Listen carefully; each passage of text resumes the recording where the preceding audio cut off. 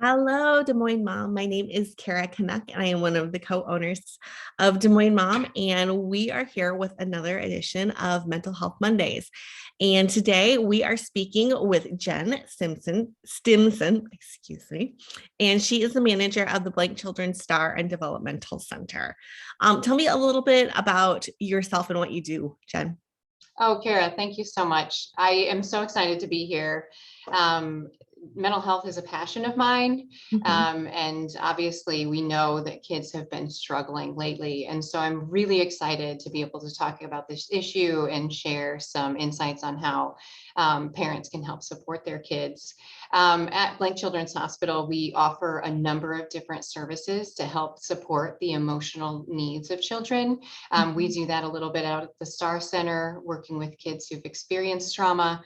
And then in our developmental center, we're working with kids who have a developmental diagnosis, maybe such as autism or Mhm. ADHD, or maybe they're having some behavioral concerns. And then our psychology services is obviously working with children with a number of different emotional or mental health concerns. Yeah, yep. I know that in living, post pandemic, mental health, especially among the younger population, has really, come to light. And we've really seen, an increase in need there. So tell me a little bit about, what things that you're seeing as far as, youth and children's mental health issues. Yeah, absolutely. I think that, right now, we definitely are experiencing a crisis in children's mental health, but I don't think that's necessarily new, right?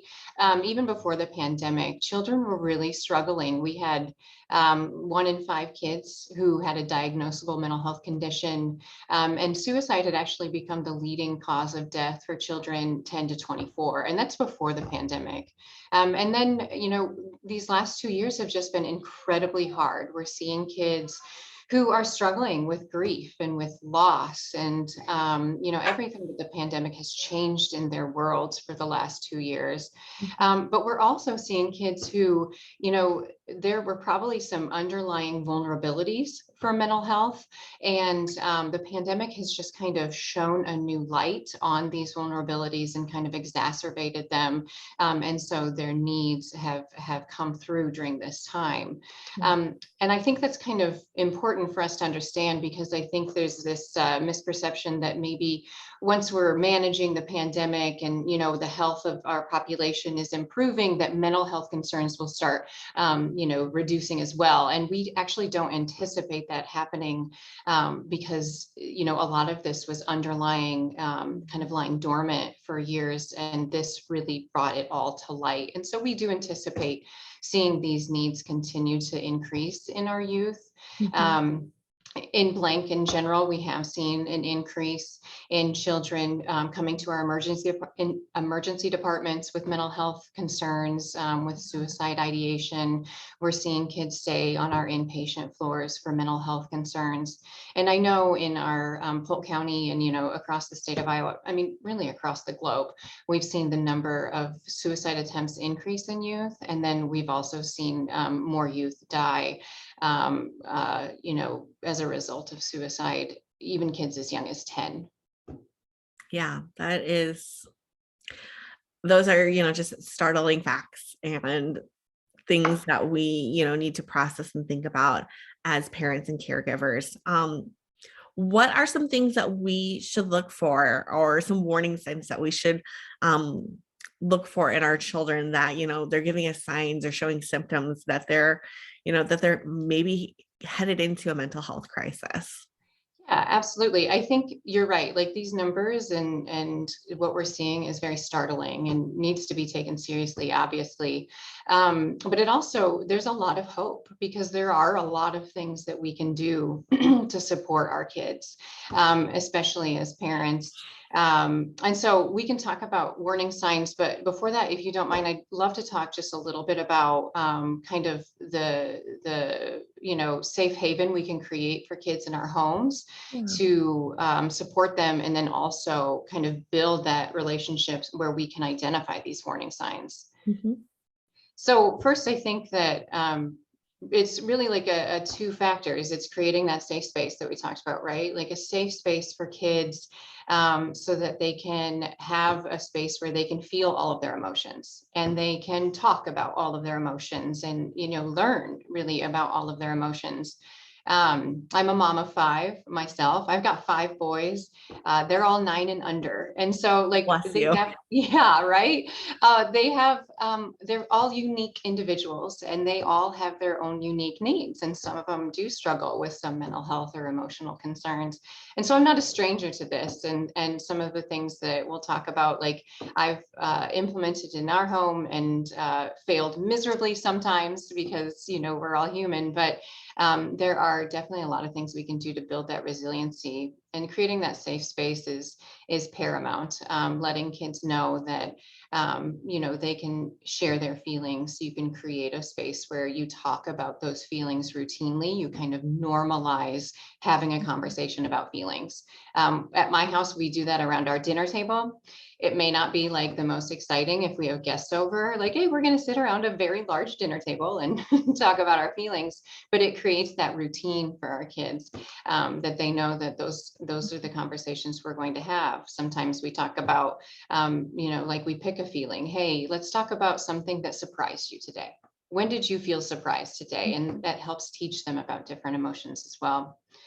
And then I think that it's also important, to validate kids' emotions. Like I, as a mom, it's really hard to see my kids struggle. I don't want them to struggle. I don't want them to have a bad day, and so I want to fix it. And so they may tell me, hey, something's bothering me. And instead of sitting with them in that emotion, I'm like, okay, here's what we need to do to fix this. Right. But it's really important to give that space to your child to feel that emotion and sit in that space with your child. And then it's also really important to normalize it. Like a lot of our kids have feelings that may be scary to them or confusing to them, and they feel like maybe it's a bad thing. They don't want to talk about it. And if we normalize all of these emotions for our kids, they won't develop that shame around those emotions. Like when we start developing feelings about our feelings, that means we're probably not going to share them with anybody. And that's a little concerning, because then how can we get the support we need, right?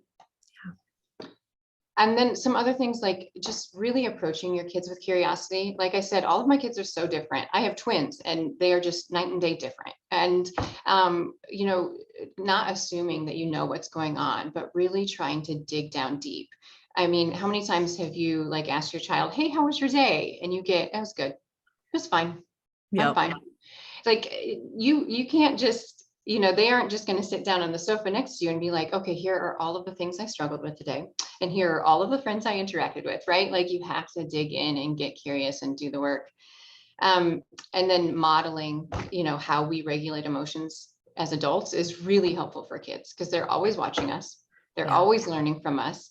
And so if we have a big emotion, it's great to share that with kids. Like, hey, mama needs to take some space right now because I am having a big emotion, or I, am frustrated or something. And so I'm going to use my coping skill.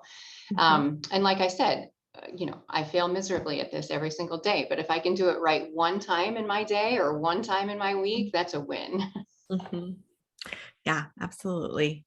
We right. We do the best that we can, and we try and model things for our children so they emulate us, and some days we do better than other days. Yeah, right. Like I'm guessing there are people who are probably listening. They're like, man, this, things are hard. And I hear you. Things Yeah. are hard right now. Like kids aren't just struggling during the pandemic. All of us have been, right? Especially with overwhelm and trying to manage this change in routine and the change in needs of our families. And so I think it's really important to give yourself grace as you're doing Yeah. this, and kind of learn from every experience and try and do better next time. But then it's also the second part of this is really like we could have a great opportunity to help build skills in our children.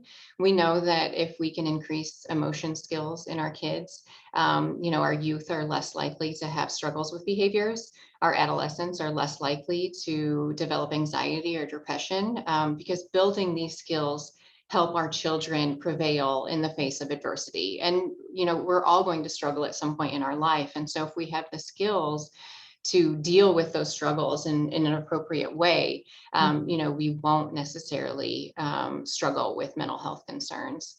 And building those skills is, it's not necessarily a large task, but it just really determines, you need a different approach when your child is having like a significant feeling or behavior, because it's normal, right? It's a normal part of development that kids are going to have these really big behaviors, but we don't necessarily, teach kids how to manage them or teach adults really how to manage them. Like I never took a class in this when I was a kid. They didn't teach it at school. I don't know about you. And so like, if we can help kids understand, like, here is what is happening in your body, and here's kind of the emotions that you're having, and here's what triggered it. Like we can link these triggering impacts to the feelings, and children can start to recognize emotions as they're feeling them in their body. They can recognize what events cause these emotions, and then eventually they can help implement strategies so that emotions don't get so big and so large or turn into behaviors. And we can also help kids kind of name those emotions, so that we can better understand how to help them. Like I know some of my boys, feeling sadness is hard, so it comes out as anger, right? And so they're going to throw a big temper tantrum, and I might deal with the temper tantrum with a different set of strategies than I'm going to deal with the sadness. And so it's so important to really, again, dig down and figure out like what is causing this emotion and what's really going on. Because if it's sadness, I want to approach that sadness. Yeah. And then just those coping strategies. I think the last thing I want to touch on is those coping strategies, because there are a number of things that we can do as parents to help co-regulate with our kids, but then also teach them to regulate on their own over time. And so, anything that we can do as parents to help interrupt that stress response when children are triggered and are feeling those big emotions is helpful. Some kids, deep breathing is really good. Taking a moment, taking a few deep breaths, it really interrupts that stress response and brings children down to a calmer, regulated level. Some kids need connection, like hugs, back rubs, helping that regulation, calming down. Some kids, distractions really work, right? Like taking some space, taking a walk, listening to music, playing with something else, doing something to distract them, can help regulate those emotions. So those are just some of the strategies that parents can help implement with their children. Yeah, coping skills are important. I mean, we all are going to deal with stress and things that cause us heart palpitations, and it's knowing how to react to those things that are giving us anxiety, and what is an appropriate response in that instance. And I think, as an adult, we have, these ideas as to what those things are. And some of them are good, some of them are bad, but it's not necessarily something that we figured out when we were little. And a lot of times, we need these prompts and, these teachable moments to be able to figure out, what's the best way for me to cope in this moment of stress, anxiety, anger, sadness. Absolutely. Yeah. And you bring up a really good point too, because, parents aren't robots, right? We're not, helping children regulate their emotions in a bubble. We also have all of our own emotions and our triggers. And so sometimes, and I know this happens with me, right? My children's big emotions can trigger emotions in myself. And so it's like, how do I self-regulate before I help my child? Because I'm sure, every parent out there, we've talked about this, right? Every parent out there can think of maybe a parenting moment when they're like, man, I wish I would have done that better. I certainly have mine, because we have that automatic response too. It can be hard to take a moment and do some deep breathing or utilize a coping strategy that works for you, so that you can then help your child in the way that'll be the most effective. Like I can tell you, when my child is throwing a temper tantrum, if I say, stop screaming, that is going to feel very different than if I get down with my child and I'm like, hey, man, it seems like you're having some really big feelings. Tell me what's going on. And really seeking to understand.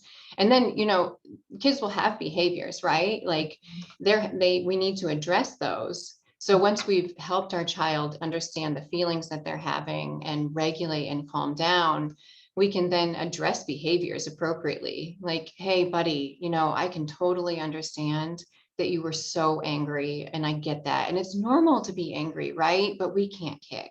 Like, kicking isn't safe, and it's mama's job to keep you safe. And so what are other things that we can do so you can get help if you're angry? Like, what can you do? And then it's like, he can help problem solve with me. What coping strategy is going to work? Do I need to take some space? Do I need to get help? Do I need to count to 10? And so it really is this collaborative relationship with your child, and that teaches them ways that they can then implement their skills on their own eventually, and you don't even have to step in. Right. I have a friend who is a mental health therapist, and she always says, connect before you correct. Yep, that is absolutely right.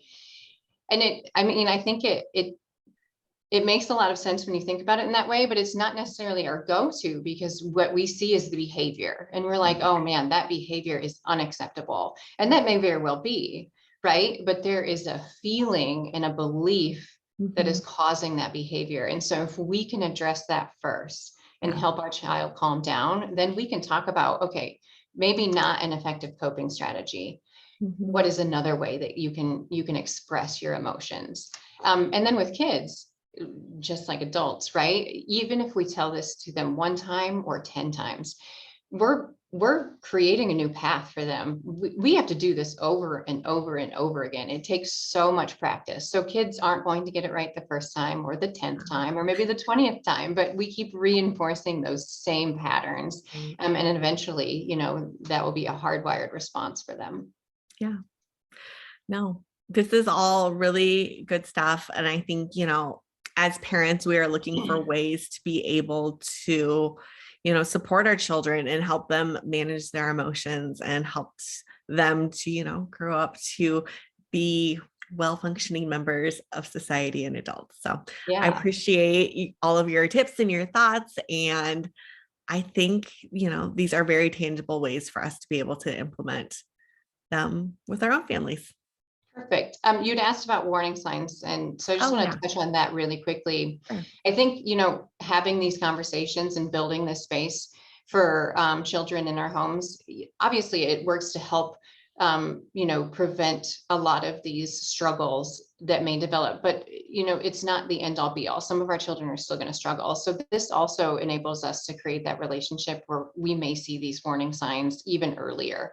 And so some things to look for, if you see your child struggling, it's really any like major change in mood or behavior. So if you see, like, my child was functioning pretty well, and now all of a sudden they're incredibly irritable over a period of time, or they have like an increased amount of sadness, they are withdrawing from their normal activities, or not like looking forward to things they used to really enjoy. I think those are some signs that maybe you need to dig deeper. Kids may start having sleep problems. Either they just all of a sudden they're sleeping well and now they're barely sleeping, or they're sleeping all of the time. I think that's something to look forward or look to. And then, a lot of stress or emotional concerns manifest themselves physically. So kids may develop a lot of headaches or stomach aches. So pay attention to those things if it's kind of over a prolonged period of time, or you notice it's always during a certain triggering event.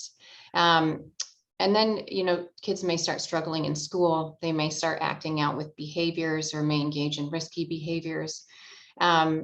And they may start developing some hopelessness, like they're not looking forward to things. They don't think anything is going to change. Really big warning signs, like if your kids start giving away their belongings, or say they'd been depressed or sad for a period of time, and now all of a sudden they're bubbly. You sense that they seem lighter and they seem happy. That can actually be an indication that maybe something more serious is going on. And so if you're seeing any of these signs in your children, I think, again, keep those conversations open with them.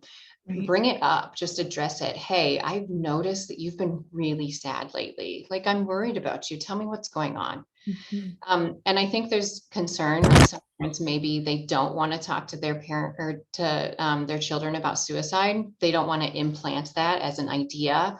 But if children are thinking about suicide already, I think it's incredibly important to have that conversation with them, to let them know that, like, it is okay to struggle. All of us struggle from time to time, but there are things that we can do to help, and partner with your child to help them, get them the help that they need.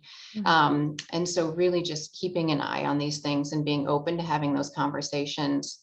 And then obviously, follow up if there are, like, if Mhm. there are these concerns, maybe you need to reach out to your doctor and talk about some of those depression or anxiety concerns. If there's an immediate concern for the safety of your child, definitely either call 911 or go to the emergency room to have an evaluation.